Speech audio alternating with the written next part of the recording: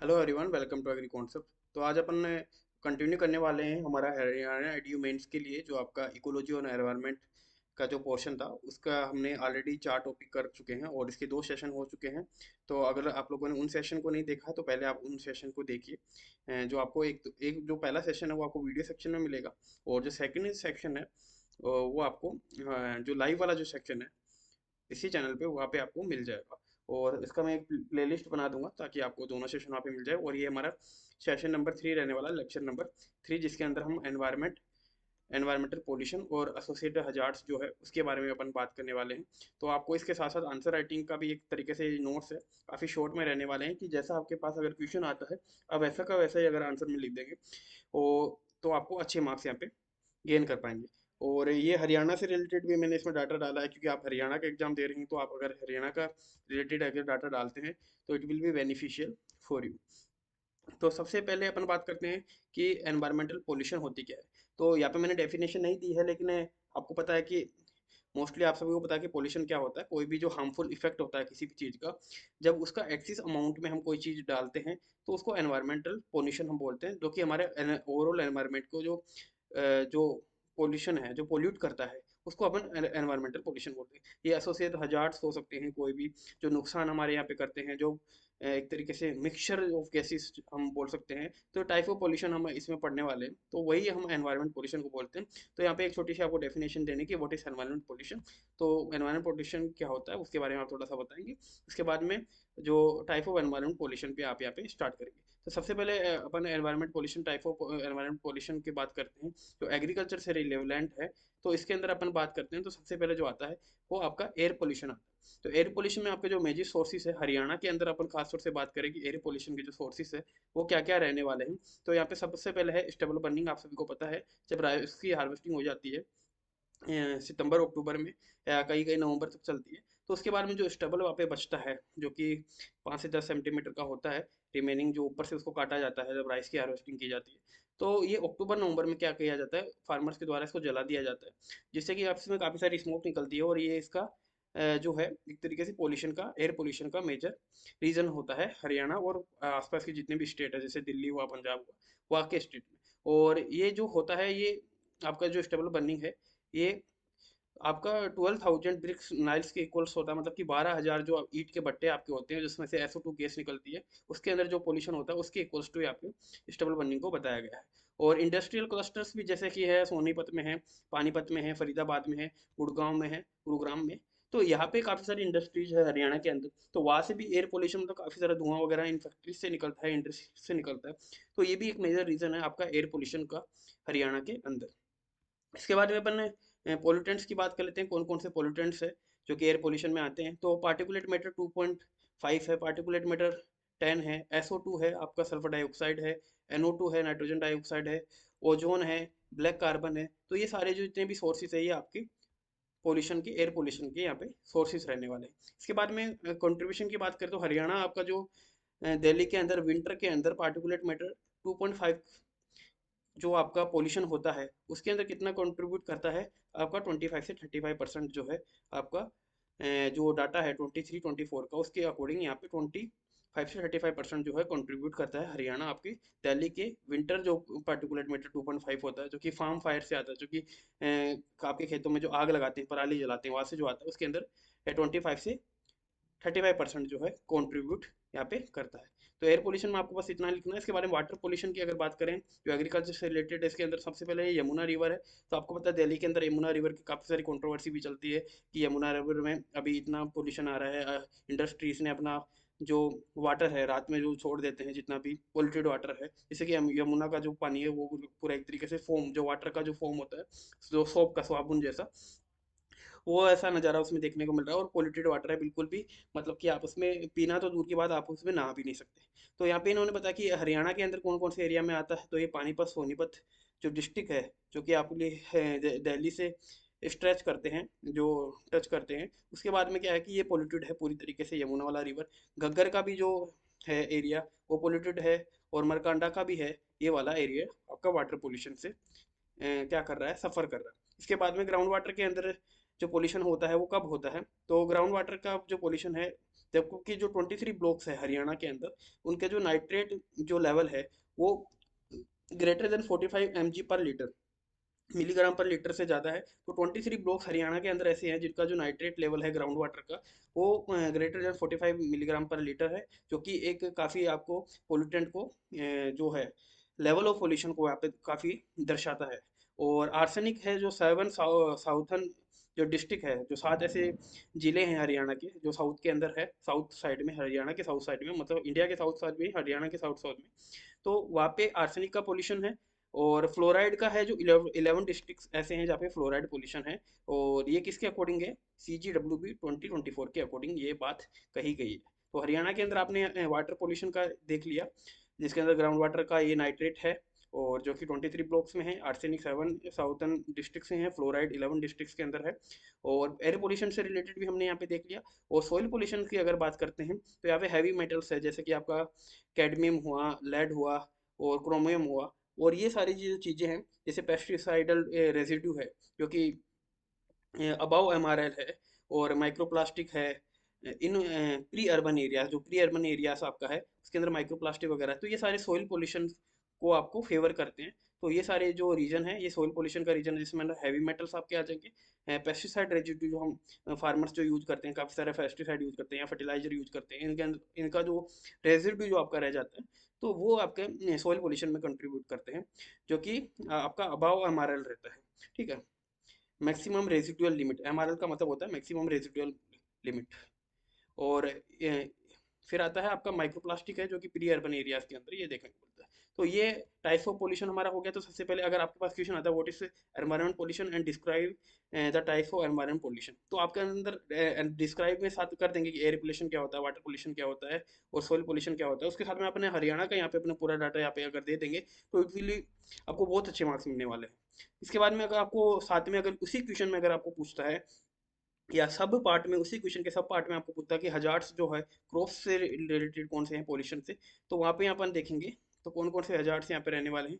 तो सबसे पहले यहाँ पे पोल्यूटेंट का नाम देखेंगे, उसके बाद में जो है कौन कौन सी क्रॉप्स है यहाँ पे अफेक्टेड रहने वाली है, और हरियाणा में इसका क्या इम्पैक्ट रहने वाला है, तो ये चीज़ें यहाँ पे देखेंगे। तो सबसे पहले अगर ओजोन जो पोल्यूटेंट है उसकी अगर अपन देखते हैं, तो उसके अंदर जो अफेक्टेड क्रॉप्स है वो वीट है, राइस है, कॉटन है। जो कि इसके कारण क्या होता है, ओजोन के कारण वीट, राइस और कॉटन का जो 10 से 25% जो है वो ईल्ड लॉसेस होती है, काफ़ी अंबाला, कुरुक्षेत्र और करनाल के अंदर आपको ये देखने को मिलता है। वही पार्टिकुलेट मैटर आपका 2.5 जिसका डिपोजिशन अगर होता है, तो उससे क्या होता है, आपका जो रबी के अंदर आप जब वीट लगाते हैं तो आप पे 5 से 12% जो ईल्ड है वो लॉसेस देखने को मिलता है, अकॉर्डिंग टू IARI 2023। वही अगर स्टबल जो हम बर्निंग करते हैं उसकी जो धुआं निकलती है, उसकी स्मोक से क्या होता है, वेजिटेबल्स और मस्टर्ड में इसका इम्पैक्ट आता है, जिससे कि सूटी माउल्ड और स्टंटेड ग्रोथ हमें देखने को मिलती है इन क्रॉप्स के अंदर। वही हैवी मेटल्स अगर देखें तो बासमती राइस में इसका जो है इम्पैक्ट हमें देखने को मिलता है, जिससे क्या होता है कि आपका ग्रेन का अक्यूमुलेशन जो होता है वो कम होता है, और जो एक्सपोर्ट हम जब इसको करते हैं तो वहाँ पे हमें रिजेक्शन देखने को मिलता है कि इसको हमारी जो अदर कंट्रीज में जब हम एक्सपोर्ट करते हैं वहाँ पे इसकी जो क्वालिटी है वो पैरामीटर्स को मैच नहीं कर पाती है, और वहाँ पे यहाँ पे रिजेक्शन हो जाता है। फिर है नाइट्रेट इरिगेशन अगर हम करते हैं, अगर हमारे इरिगेशन वाटर में नाइट्रेट का लेवल ज़्यादा है, तो उससे क्या होता है, आपके पोटैटो और जो इतने भी वेजिटेबल्स है उनमें होलो हार्ट डिजीज आपको पोटैटो में देखने को मिलेगी, पुअर क्वालिटी के यहाँ पे प्रोडक्शन होगा। तो ये आपको नाइट्रेट इरिगेशन के कारण देखने मिलेगा। वही फ्लोराइड अगर आपकी क्वांटिटी ज़्यादा है वाटर के अंदर, तो आप सिट्रस गुआवा जो कि साउथ हरियाणा के अंदर होता है, तो लीफ टिप बर्न है, ये डिजीज आपको यहाँ पे देखने को मिलेगी। तो ये कॉन्ट्रास्ट हो गया। अगर आपको पूछता है कि what are the associate hazards of pollution in agriculture, तो यहाँ पे ये पूरा अगर टेबल आप लिख देते हैं तो आपको बहुत अच्छे मार्क्स यहाँ पे गेन कर सकते हैं। वही एनिमल्स, ये आपका एग्रीकल्चर से रिलेटेड हो गया। अब अपन बात कर सकते हैं कि कौन से हजार्ड्स जो एनिमल और ह्यूमंस के अंदर क्या क्या हो सकते हैं। तो यही एनिमल की अगर बात करें, जैसे कि हरियाणा के अंदर आपको पता है मुर्रा बफेलो है, जो कि दिल्ली बफेलो भी हम इसको बोलते हैं, और पंजाब, हरियाणा और दिल्ली के अंदर ये पाई जाती है। तो इसमें अगर क्या होता है कि प्लास्टिक और हैवी मेटल जो फोडर के अंदर जो आता है, क्योंकि ये सॉइल में जब हम ग्रो करते हैं, और वाटर में भी आपको पता है पोल्यूटेंट्स है सॉइल के अंदर, हैवी मेटल्स है, तो ये आपके अकुमुलेट हो जाते हैं क्रॉप्स के द्वारा, जो फोडर क्रॉप होती है। तो इसके अंदर क्या होता है, हैवी प्लास्टिक आ जाती है और हैवी मेटल से आपके फोल्डर में आ जाते हैं, जिसके कारण क्या होता है, एफ्लाटॉक्सिन जो M1 जो होता है, M1 जो मिल्क के अंदर, तो ये क्या एफ्लाटॉक्सिन एकुमुलेशन होता है मिल्क के अंदर, और जिससे क्या होता है, जैसे गुरुग्राम, फरीदाबाद, ये वाला जो डिस्ट्रिक्ट है यहाँ पे ये देखने को मिलता है। और रेस्पिरेटरी डिजीज भी आपको एनिमल्स के अंदर इंक्रीज हो जाती है। अक्टूबर नवंबर मंथ के अंदर कितना परसेंट इंक्रीज होती है, 20 से 30% जो है आपकी रेस्पिरेटरी डिजीज आपके एनिमल्स में यहाँ पे आपको इंक्रीज हो जाती है। तो ये सारे हजार से जो कि पोल्यूशन है हमारे एनिमल्स के अंदर देखने को मिलते हैं। वही अगर ह्यूमन की बात करें तो COPD, जैसे अस्थमा है, जो कि हाईएस्ट अस्थमा जो आपको देखने को मिलेगा कैथल और कुरुक्षेत्र का जो एरिया है, ये जो डिस्ट्रिक्ट है, यहाँ पे आपको अस्थमा ज़्यादा देखने को मिलेगा। और कैंसर है, जैसे साउथ हरियाणा के अंदर आर्सेनिक के कारण जो है, साउथ हरियाणा के जो विलेजेस है वहाँ पे आपको कैंसर देखने को मिलेगा। CKD है, कैनाल जो बेल्ट है, जो आपकी कैनाल गई है, नहर वाला जो इलाका है हरियाणा के अंदर, वहाँ पे CKD है। तो ये वाली आपकी डिजीज यहाँ पे ह्यूमन के अंदर देखने को मिलेगी। फिर इसके बाद में बात करते हैं कि गवर्नमेंट के कौन कौन से इनिशिएटिव्स है। ये आपके जो है सिलेबस में नहीं है, लेकिन अगर इन इन चीज़ों को आपने ऐड कर दिया, तो मैंने बार बार में कहा कि अगर आप रिसेंट का डाटा कोई ऐड करते, कोई स्कीम ऐड कर देते अपने आंसर में, तो योर आंसर विल बी, वो हम कह सकते हैं अट्रैक्टिव तरीके से बन जाएगा, काफ़ी अट्रैक्टिव हो जाएगा, और आपको अच्छे मार्क्स करने के यहाँ पे स्कोर करने का मौका मिल जाएगा। तो हरियाणा की गवर्नमेंट की इनिशिएटिव्स है, उन्होंने क्या क्या इनिशिएटिव्स लिया है इसको लेके। तो इन्होंने लिया है कि इन्होंने स्टेबल पैकेज बनाया था 350 करोड़ रुपीज़ का, और इसके साथ में इन्होंने 1,000 रुपये पर एकड़ की सब्सिडी फार्मर्स को दी थी कि अगर आप स्टेबल को बर्निंग ना करके पूसा बायो डिकम्पोजर अगर यूज करते हैं, या फिर और कोई मेथड इसमें यूज करते हैं इसको बर्निंग ना करके, तो 1,000 रुपये आपको पर एकड़ के हिसाब से मिलेंगे। जो कि ये पैकेज कितने का था, 350 करोड़ रुपये का स्टेबल पैकेज यहाँ पे गवर्नमेंट के द्वारा, हरियाणा गवर्नमेंट के द्वारा लिया गया था। इसके बाद में 1,05,000 प्लस कस्टम हायरिंग सेंटर्स यहाँ पे बनाए गए थे, जिसके अंदर हैप्पी सीडर है, जो कि आपको क्या करता है, स्टेबल बर्निंग को रोकने का काम करता है, और उसी के अंदर हम क्या करते हैं, डायरेक्ट हम वीट की सोइंग कर सकते हैं after harvesting of the rice. और सुपर SMS, ये जो चीज़ें हैं, ये इनके द्वारा ये पैकेज लेके आया गया था हरियाणा गवर्नमेंट की तरफ से। फिर पूसा बायो डिकम्पोजर है, जो कि विलेजेस में डिस्ट्रीब्यूट किया गया था 5,822 विलेजेस में 2024 के अंदर, ताकि फार्मर्स पराली को ना जलाए, और पूसा बायो डिकम्पोजर से नेचुरली उसको जब हम स्प्रे करते हैं या उस पर डालते हैं क्रॉप पे, तो वो अपने आप डिकम्पोज हो जाता है धीरे धीरे सॉइल के अंदर, और हमारे सॉइल के लिए बेनिफिशियल होता है। फिर पराली पर बंधन ये कैंपेन चलाया गया था कि पराली आपको नहीं जलानी है, इसके ऊपर बंधन आपको लेके आने पड़ेंगे। और GRAP ग्रैप जो आपका प्रोजेक्ट है, ये 49 NCR जो डिस्ट्रिक्ट है, जो कि नेशनल कैपिटल रीजन के अंदर आपके आते हैं, दिल्ली के सराउंडिंग में जितने भी आपके हरियाणा के एरिया है, तो जी ग्रैप इसके अंदर प्रोजेक्ट लेके आए थे, ताकि यहाँ पे आपको स्टेबल बर्निंग इन सबको रोका जा सके, ताकि आपका जो पोल्यूशन है, एयर वाटर और जितना भी आपका सॉइल पोल्यूशन है, उसको कम किया जा सके। तो ये इसके ऊपर हो गया एक तरीके से। अगर आपको ऐसा क्वेश्चन आता है कि व्हाट इज एनवायरमेंट पोल्यूशन, तो एनवायरमेंट पोल्यूशन की आपको क्या डेफिनेशन देना है, फिर इसका टाइप ऑफ एनवायरमेंट पोल्यूशन बताना है। उसके बाद एसोसिएट हजार्ड्स है, जो कि ह्यूमन के ऊपर क्या आता है, एनिमल के ऊपर क्या आता है, सोइल के ऊपर क्या आता है, एग्रीकल्चर के ऊपर क्या आता है, और कौन कौन सी स्कीम से इससे रिलेटेड, वो सारी चीज़ें आपको इसमें ऐड करनी है। तो ये सब आप ऐड कर देते हो, your answer will be very active.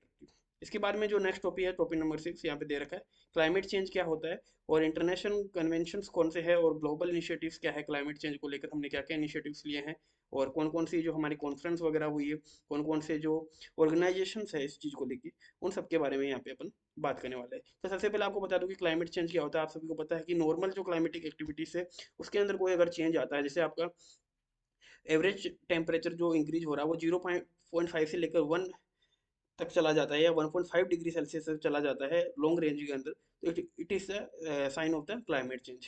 या फिर आपका जो कंसंट्रेशन ऑफ CO2 है, वो आपके अंदर इंक्रीज हो जाता है आपकी एयर के अंदर, it is the responsible the climate change. अगर ऐसी ट्रेंड आपकी इंक्रीज हो रही है डे बाई डे, तो ये सारे क्लाइमेट चेंज है, और ये रेस्पॉन्सिबल है अल्टीमेटली। इसका जो रीज़न है वो आपका पोल्यूशन है, और जो हम एक्टिविटीज़ हम रेगुलर कर रहे हैं, जो हम डेवलपमेंट के नाम के काफ़ी सारी चीज़ें लेके आ रहे हैं डेवलपमेंट के नाम पे, तो वह सारी चीज़ें क्लाइमेट चेंज के लिए रेस्पॉन्सिबल्स है। तो इसके लिए काफ़ी ऑर्गेनाइजेशंस है, काफ़ी सारे ग्लोबल इनिशिएटिव्स है, उनके बारे में यहाँ पे अपन बात करने वाले हैं। तो अगर क्वेश्चन ऐसा था व्हाट इज क्लाइमेट चेंज, तो क्लाइमेट चेंज की आपको डेफिनेशन देनी है, और यहाँ पे जो कन्वेंशन है, वो ग्लोबल इनिशिएटिव्स है, वो सारी चीज़ें आपको इसके अंदर लिखना पड़ेगा।